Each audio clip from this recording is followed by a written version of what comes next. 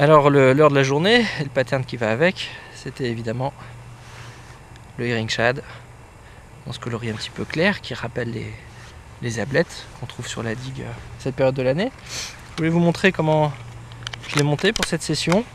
En fait, je me suis rendu compte assez rapidement en pêchant avec la grande taille de herring que j'avais un petit peu trop plombé, que mon problème c'était pas la profondeur nage, je m'en sortais, mais là les poissons, comme ils nagent un peu dans la nourriture, ne courent pas trop après les proies, et donc ils aiment bien prendre leur temps, et il faut quelque chose qui avance lentement et qui a une longue descente de falling, hein, qu'on laisse vraiment le temps au brochet d'observer.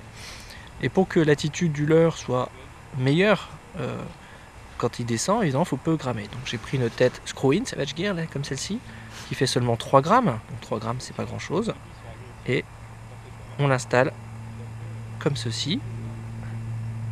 Est-ce que vous voulez que je vous montre un petit peu mieux? Voilà, on la visse directement dans le leurre, il n'y a pas besoin que ça soit très propre. Vous voyez,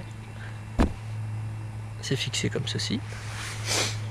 Et puis après, je vais simplement fixer un triple sous le ventre à l'aide du régénérateur, qui est le nouveau nylon qu'utilise Savage Gear pour remplacer le fluorocarbone, puisqu'en réalité c'est un nylon, donc plus souple que le fluoro, mais donc aussi beaucoup moins cher que le fluoro, et avec des capacités de résistance à l'abrasion supérieures au fluoro, ce qui permet de ne pas se faire couper, même avec des diamètres assez fins. Là j'ai pris un 80, ce qui est assez épais, mais je pense que dès 60 centièmes, vous êtes presque à l'abri des coupes. Alors le secret d'un stinger qu'on improvise comme ça au bord de l'eau, évidemment c'est beaucoup moins propre que ce qu'on va faire à la maison, c'est évident, mais il y a des fois on a des problèmes de longueur. Alors la petite astuce à connaître, c'est qu'en fait il faut partir très très court, beaucoup plus court que ce dont on a besoin, parce qu'évidemment quand on va serrer le nœud, eh bien le stinger va s'agrandir, et vous allez voir qu'en réalité avec un simple nœud de pendu, comme c'est très très fort comme mono, avec un simple nœud de pendu, hop là. Donc là, si avec la taille que j'ai réglée, j'arrive même pas à la moitié du leurre sous le ventre, donc ce serait trop court. Mais comme je vais le serrer, il va s'étirer, vous voyez, tac.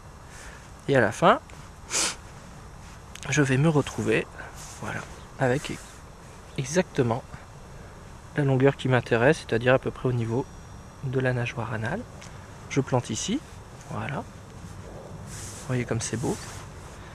Je coupe l'excédent. Et voilà, c'est bien suffisant pour pêcher et faire nager un shad comme une feuille morte, le long des obstacles, le faire nager tout doucement pour qu'il ait le maximum de rolling, comme il est peu plombé en bordure. Et voilà.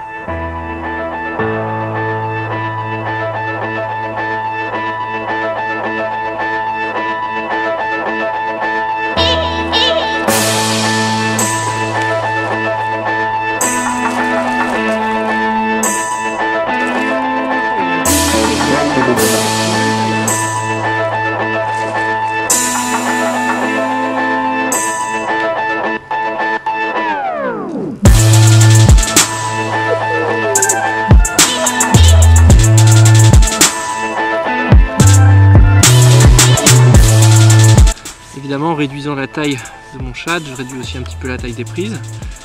Mais comme de toute manière les gros poissons sont plus très actifs, voilà, on s'amuse sur des petits poissons comme ça.